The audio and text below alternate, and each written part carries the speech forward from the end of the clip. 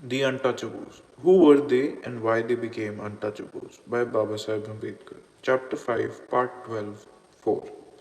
Here is a survey of the legislation both by Manu and by Ashoka on the slaughter of animals. We are, of course, principally concerned with the cow.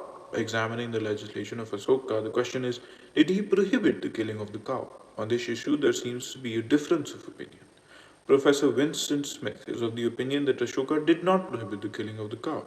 Commenting on the legislation of Ashoka on the subject, Professor Smith says, it is noteworthy that Ashoka's rule do not forbid the slaughter of the cow, which apparently continued to be lawful. Professor Radha Kumud Mukherjee joins issue with Professor Smith and says that Ashoka did prohibit the slaughter of the cow. Professor Mukherjee relies upon the reference to Pillar Edict 5 to the rule of exemption, which was made applicable to all four-footed animals, and argues that under this law rule, cow was exempted from killing. This is not a correct reading of the statement in the edict. The statement in the edict is a qualified statement. It does not refer to all four-footed animals, but only to four-footed animals which are not utilized or eaten. A cow cannot be said to be a four-footed animal which was not utilized or eaten. Professor Winston Smith seems to be correct in saying that Ashoka did not prohibit the slaughter of the cow. Professor Mukherjee tries to get out of the difficulty by saying that at the time of Ashoka, the cow was not eaten and therefore came within the prohibition. His statement is simply absurd, for the cow was an animal which was very much eaten by all classes. It is quite unnecessary to resort, as does Professor Mukherjee, to a forced construction of the edict and to make Ashoka prohibit the slaughter of the cow as though it was his duty to do so. Ashoka had no particular interest in the cow and owed no special duty to protect her against killing. Ashoka was interested in the sanctity of all life, human as well as animal. He felt his duty to prohibit the taking of life where taking of life was not necessary. That is why he prohibited slaughtering animals for sacrifice, which he regarded as unnecessary, and of animals which are not utilized or eaten already, which again would be want and unnecessary.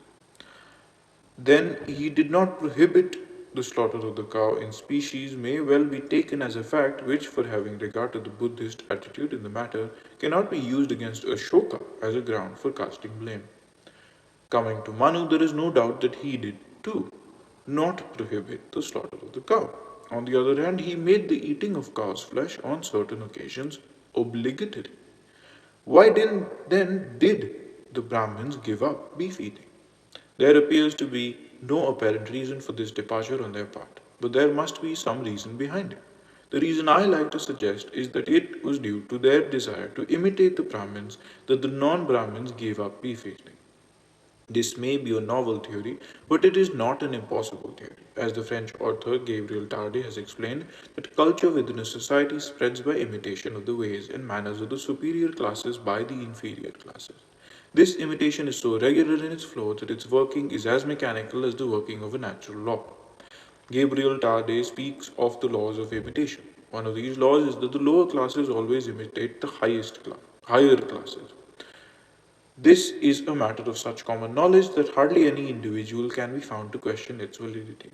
That the spread of the cow worship among and cessation of beef eating by the non-Brahmins has taken place by reason of the habit of the non-Brahmins to imitate the Brahmins, who were undoubtedly their superiors, is beyond dispute. Of course, there was an extensive propaganda in favor of cow worship by the Brahmins. The Gayatri Purana is a piece of this propaganda. But initially, it is the result of the natural law of imitation. This, of course, raises another question. Why did the Brahmins give up beef eating? The end.